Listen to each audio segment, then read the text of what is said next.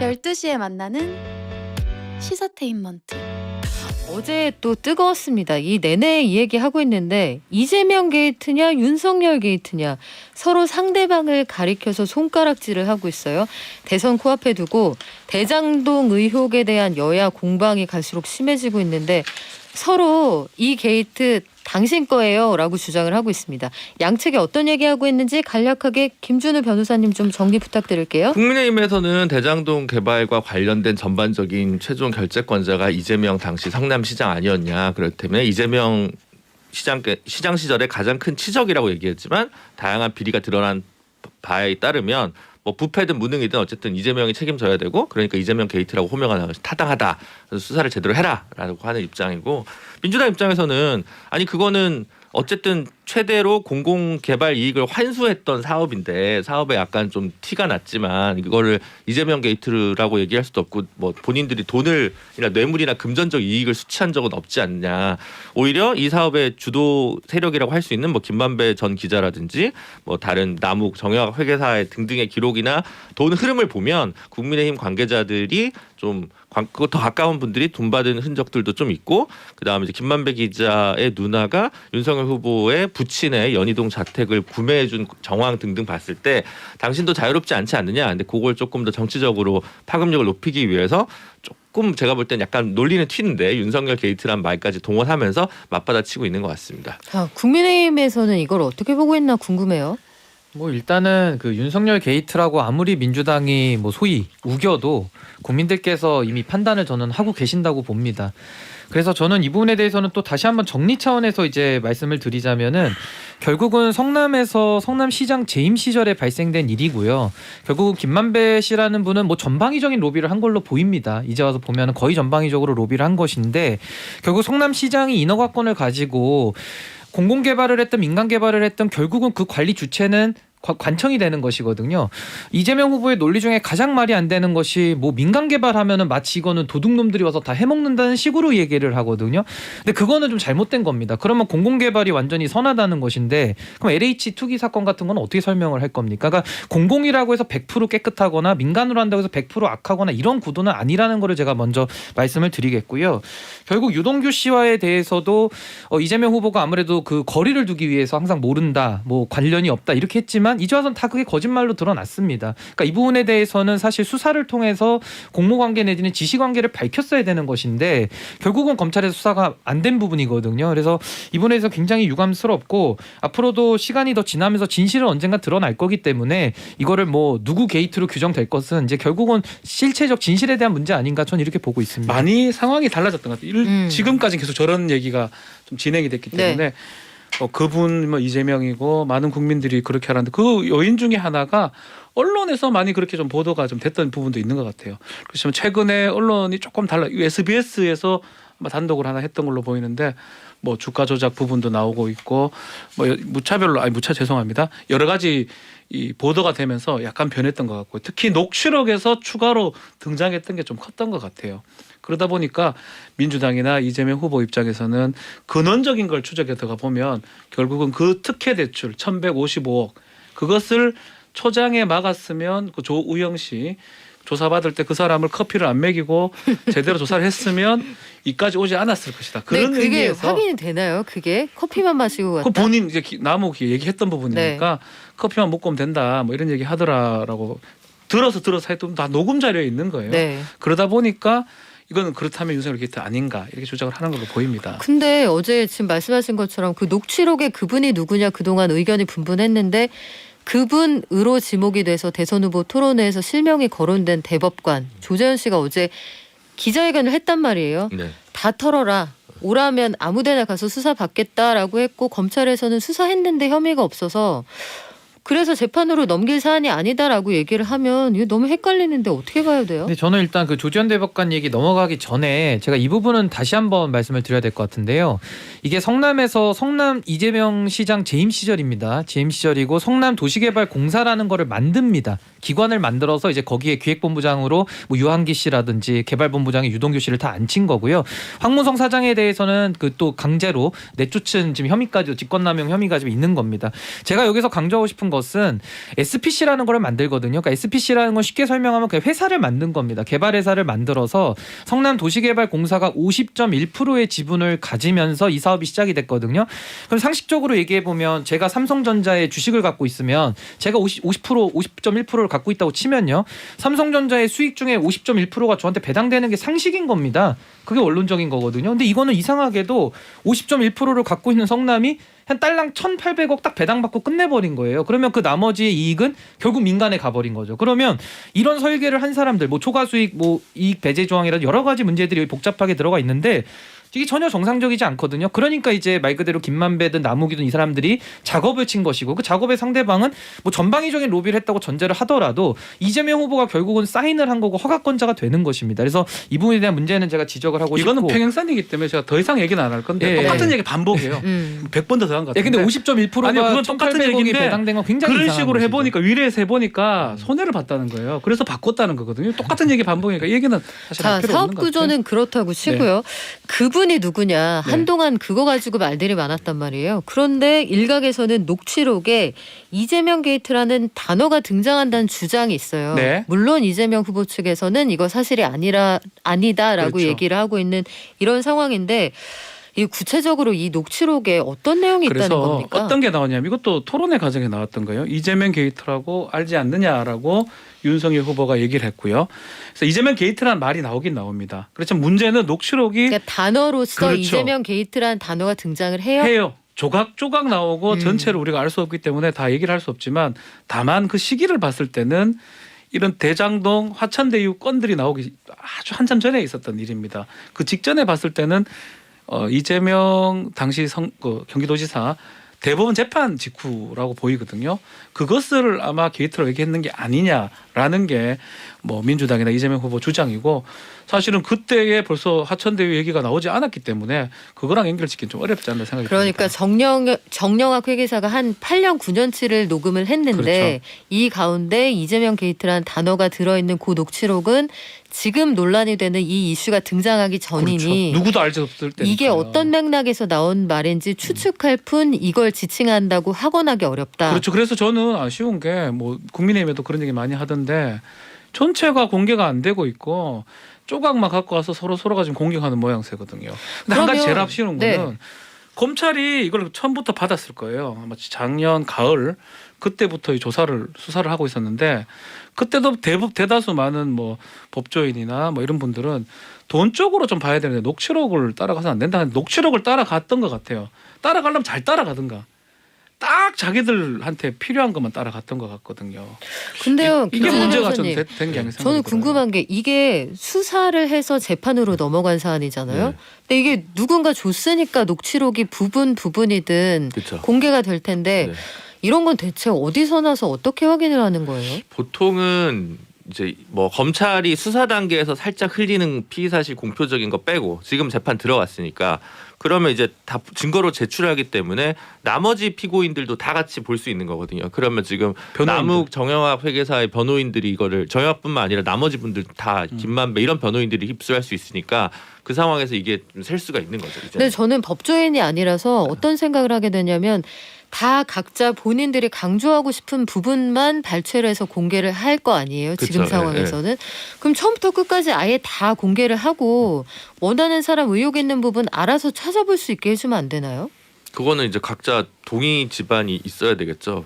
그걸 뭐 그렇게 지금 언론사들도 보도를 연이어 하고 있는데 언론사마다 갖고 있는 녹취록 개수나 양이 좀 다른 것 같아요. 다 다르다고 네. 하더라고요. 그리고 지금 없는 데들도 있고. 그러니까 지금 존재하는 녹취록이라는 게 정영학 씨 거. 네. 이게 뭐 한 150시간 분량된다는 그 8, 9년치 거 하나가 있고 남욱 변호사가 공개했다는 고 녹취록. 근데 고 녹취록은 대장동 사건이 이슈가 된 이후의 내용이고요. 그리고 그 가운데 그런데 실제 화자는 김만배 씨가 가장 많은 말을 했다. 네. 이게 지금까지 확인된 거죠. 그런데 또 그 녹취록들을 예컨대 한국일보라든지 뭐 오마이뉴스라든지 가지고 있습니다. 그것도 수가 좀 다른 것 같아요. 근데 확실한 거는요. 검찰은 지금 다 갖고 있는 거거든요. 제가 지금 계속 얘기를 하는 게 네. 결국 검찰이 비판을 면할 수가 없는 게 그분이라는 게 이재명이 나왔는데 알았을 거 아니에요. 가을부터 그분이 최소한 이재명이 아닌 딴 사람일 수 있다라는 게 알았을 거 아니에요. 근데 그러면 조사가 제대로 안 됐다라는 게 문제가 아닌가요? 국회에서 한번 관련된 증언이 있지 않았어요? 했는데도 무시했어요. 이정수 서울중앙지검장이 와서 그분 누구냐 물어보니까 최소한 지금 언급되는 정치인 중에는 없다라고 답변을 했어요.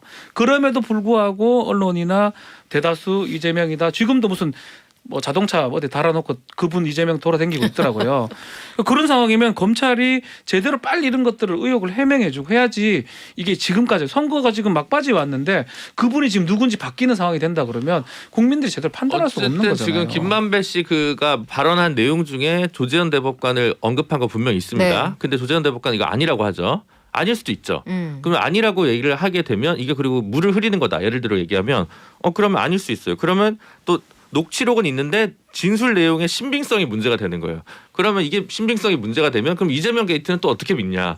이렇게 돼버려요. 그 표현 나왔지만 그렇다고 그게 있는 거냐라고 얘기가 돼버리니까 사실 지금 이거는 거의 정치적인 공세용으로 서로 녹취록 중에 유리한 부분을 두 당이 가지고 싸우고 치고받고 하는 거지 진실 실체 규명과 관련해서는 이거 가지고 어떻게 더 알 길이 없는 부분이 상당히 많아서 변호사들 입장에서 그냥 이렇게 방송에서 평론할 때는 되게 조심스러울 수밖에 없어요. 그렇죠. 이거는 얘기하기가 민주당이 저도 말 좀 할게요.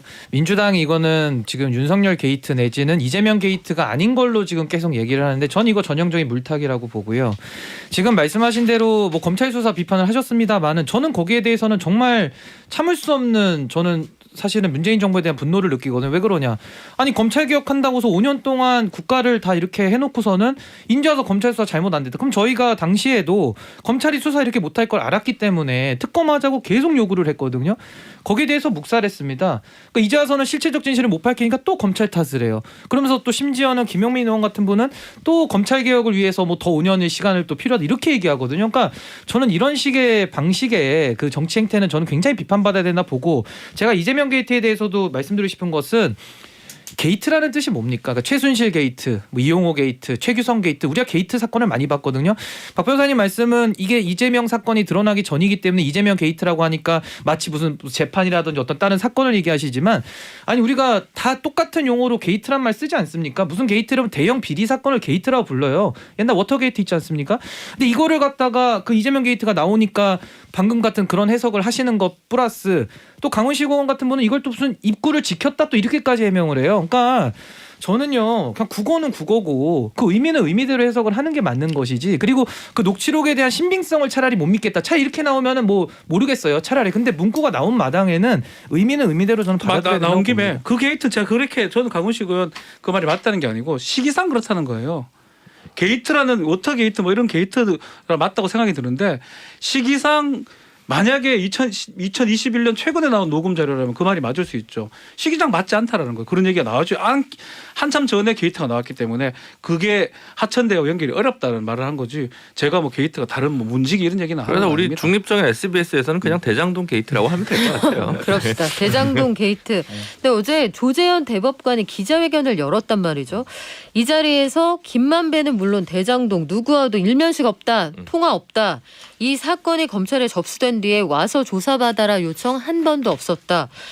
근데 그동안 검찰은 왜 조재현 대법관에 대한 조사를 하지 않았을까? 제가 이거 이해가 안 되는 거예요. 네. 지금 검찰 개혁하고는 다른 얘기예요. 그러니까 녹취록에 검찰 이분- 개혁을 다 했다니까 수사가 잘 된다는 그런 논리는 맞지도 않는 얘기고 녹취록 안에 조사했었어야 어쨌든 돼요. 이분의 성함이 등장을 나오잖아요. 한다는 거죠. 나오고 그 사람이 추정되는 직책하고 나오기 때문에 나왔으면요 당연히 조사를 가야 됩니다.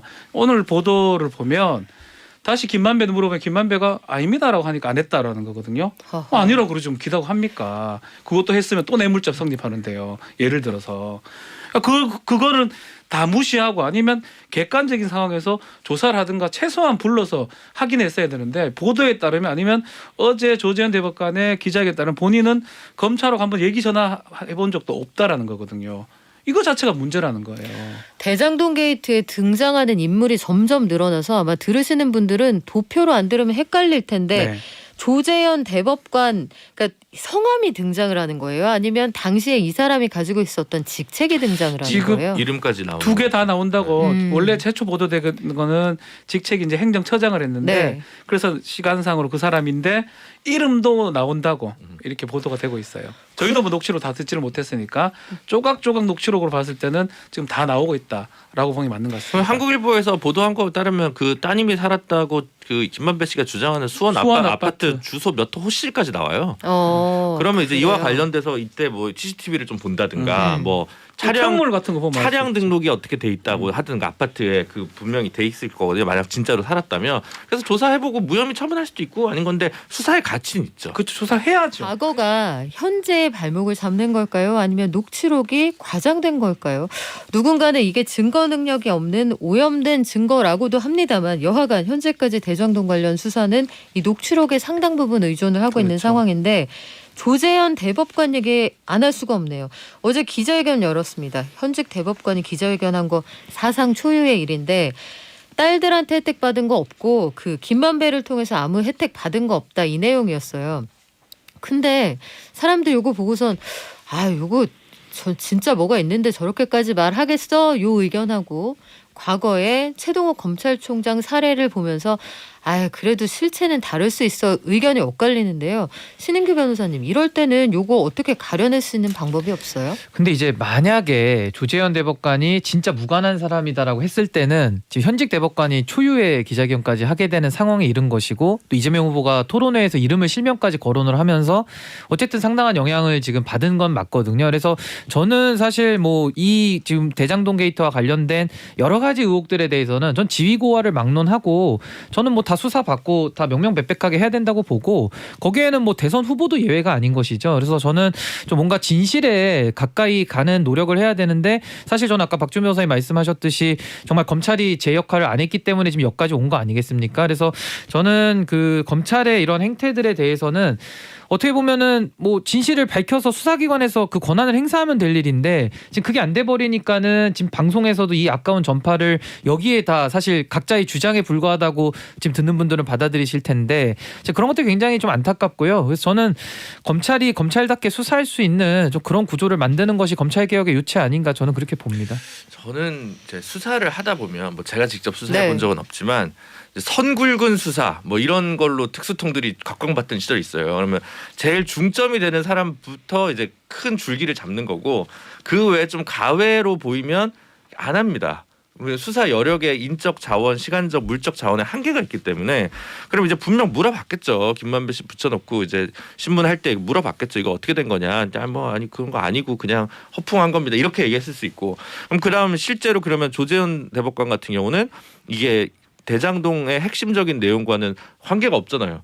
본인이 그거 관련 재판을 한 것도 아니고 그죠? 그러다 보니까 그리고 그러면 이제 이거 뭐 대가성이 없네? 그럼 뇌물죄 안 되겠네? 그러면 아 만약에 딸이 살았어? 그럼 뭐 부정청탁 방지법, 김영란법 위반 정도네? 그러면 이제 전체 줄기에선 굉장히 좀 낮은 수위의 죄가 되는 거니까 일단 요거는 차치하고 굵은 것부터 가자 이렇게 수사팀이 판단을 했을 수도 있어요. 그러니까 선우에서 경량급, 중량급을 좀 나눴을 수도 네, 있다. 물론 조재현 대법관이란 이름은 대법관이니까 굉장히 빅네임이지만 그러면서 여기서는 그분이고 저기서는 그분이 누군지 알 수 없네. 그러면 이제 이재명 후보의 연관성은 찾기가 어렵네. 그래서 그 부분 또 못 찾고 이런 생각에 내재적으로 접근해 보면 이것도 뭐 일리는 있다. 근데 저는 근데 여기서 제가 수사에 뭐 지금 복귀를 하자 그러면 뭐 지난 8월로 돌아간다 했으면 사실 특검했던 게 제일 정확했을 것 같고 만약에 검찰 수사를 해서 플로우를 조사해 본다고 한다면은 유동규 구속됐지 않습니까? 그럼 그 다음에 정진상을 불렀어야 돼요. 그리고 정진상 불렀으면 그 다음에 그 윗선을 계속 개선대로 불러 나가서 진실을 가렸어야 됐는데 그럼 저는 이겁니다.